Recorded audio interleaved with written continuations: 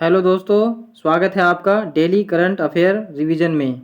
तो दोस्तों, आज हम रिवीजन करने जा रहे हैं 29 सितंबर 2022 के इम्पोर्टेंट करंट अफेयर का, जो सभी परीक्षाओं की दृष्टि से बहुत ही इम्पोर्टेंट है।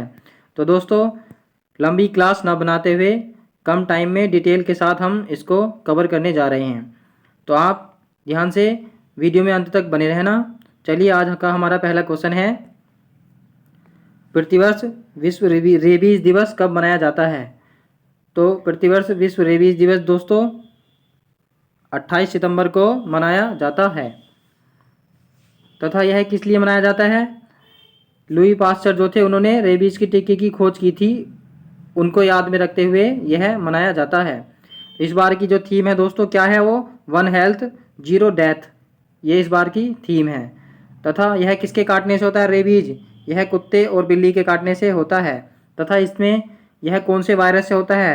रेहब्डो वायरस से ये होता है। तथा इसमें जो है ये बीमारी जो है उसे हाइड्रोफोबिया कहते हैं, इसे हाइड्रोफोबिया भी कहते हैं। पानी से डर लगता है ना इसमें, तो इसलिए इसको क्या कहते हैं? हाइड्रोफोबिया भी कहते हैं।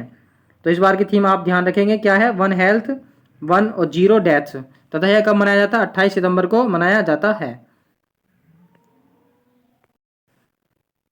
नेक्स्ट क्वेश्चन, 27 सितंबर 2022 को कहां पर टाटा स्टील ने कदमा जैव विविधता पार्क का उद्घाटन किया है?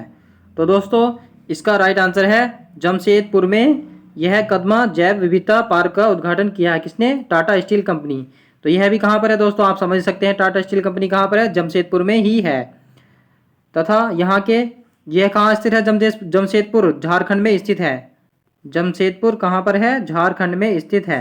तथा झारखंड के मुख्यमंत्री कौन है? हेमंत सोरेन जो है झारखंड के मुख्यमंत्री हैं। तथा यहाँ के राज्यपाल कौन है? रमेश बैस यहाँ के राज्यपाल हैं। तो इस पार्क का उद्घाटन कहाँ पर किया गया है? जमशेदपुर में। तथा यह जैव विविधता से संबंधित है। यहाँ पर तरह तरह के पार्क बनाए जाएंगे, तालाब भी होगा यहाँ पर, और घूमने के लिए यहाँ पर स्थान भी बनाए जाएंगे। तो इसका राइट आंसर हो गया जमशेदपुर में। नेक्स्ट क्वेश्चन है, हाल ही में भारत की तरफ से किसने संयुक्त समुद्री बल के वार्षिक प्रशिक्षण अभ्यास यानी कि इसका नाम क्या है? ऑपरेशन सदर्न रेडिनेस में भाग लिया है? तो इसमें भारत की तरफ से किसने भाग लिया है? आईएनएस सुनयना। आईएनएस सुनयना ने इसमें भाग लिया है। तो यह क्या है? समुद्री एक्सरसाइज है। इसका नाम क्या था? Operation southern readiness. तथा यह कहाँ पर हुआ है? सेशेल्स में हुआ है। सेशेल्स में इसका आयोजन किया गया है। नेक्स्ट क्वेश्चन है, 28 सितंबर 2022 को कहाँ पर लता मंगेशकर चौक का उद्घाटन किया गया है? तो दोस्तों, यह उत्तर प्रदेश के अयोध्या में किया गया है इसका उद्घाटन, लता मंगेशकर चौक। तथा इसका पहला नाम क्या था? पहला इसका नाम था न्याय चौक। न्याय चौक का नाम बदलकर अब लता मंगेशकर चौक कर दिया है। तथा यह सरकार तो आप जानते हैं दोस्तों, यह नाम बदलने में कितनी आगे है। तो यहाँ के उत्तर प्रदेश के मुख्यमंत्री कौन है? योगी आदित्यनाथ। तथा यहाँ की गवर्नर कौन है? आनंदीबेन पटेल। तो आप देख सकते हैं इतने बड़े से सितार का यहाँ पर मूर्ति भी लगाई गई है। चलिए, नेक्स्ट क्वेश्चन है, सितंबर 2022 में सऊदी अरब का नया प्रधानमंत्री किसे बनाया गया है? तो दोस्तों, इसका राइट आंसर है मोहम्मद बिन सलमान। पहले कौन थे? ये इनके अब्बू थे, ये सलमान बिन अब्दुल अजीज जो थे, ये बीमार से रहने गए, तो इसलिए इन्हें नियुक्त किया गया है कि इनको अब सऊदी अरब का प्रधानमंत्री बनाया जाएगा। मोहम्मद बिन सलमान, नाम में कंफ्यूज नहीं होना। तो बाप तो बड़ा होता है और बेटा छोटा, इसलिए नाम बेटे का भी छोटा ही है।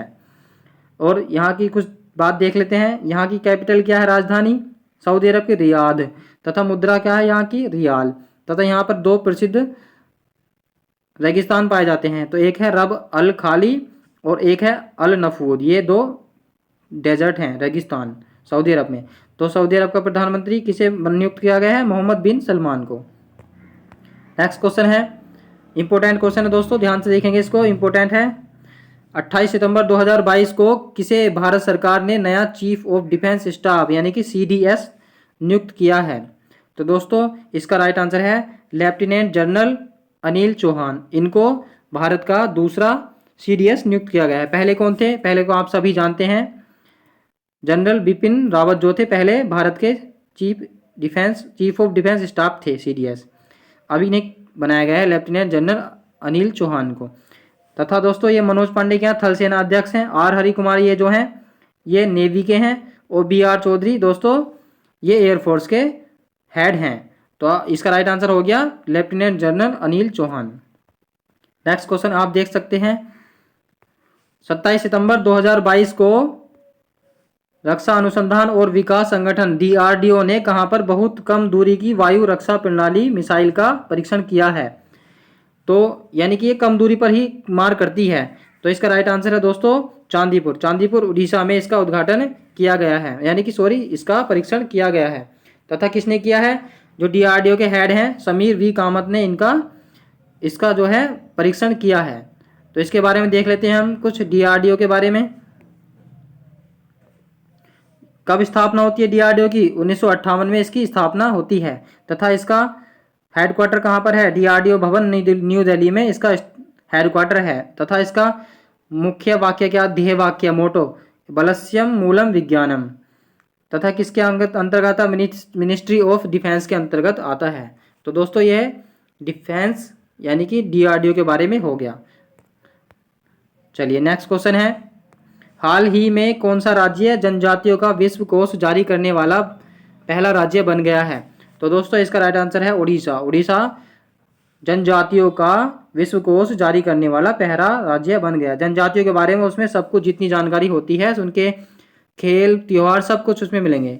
तथा ये उड़ीसा के मुख्यमंत्री हैं कौन? नवीन पटनायक। तथा यहाँ के जो राज्यपाल हैं वो कौन है? प्रोफेसर गणेशी लाल जो है यहाँ के राज्यपाल हैं। तो दोस्तों मुख्यमंत्री और राज्यपाल को भी इसमें हम साथ साथ कवर कराते चल रहे हैं।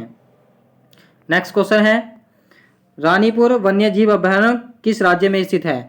तो रानीपुर वन्यजीव अभयारण्य जो है दोस्तों ये उत्तर प्रदेश में स्थित है। उत्तर प्रदेश के बुंदेलखंड क्षेत्र में यह स्थित है। तो दोस्तों यह चर्चा में क्यों है?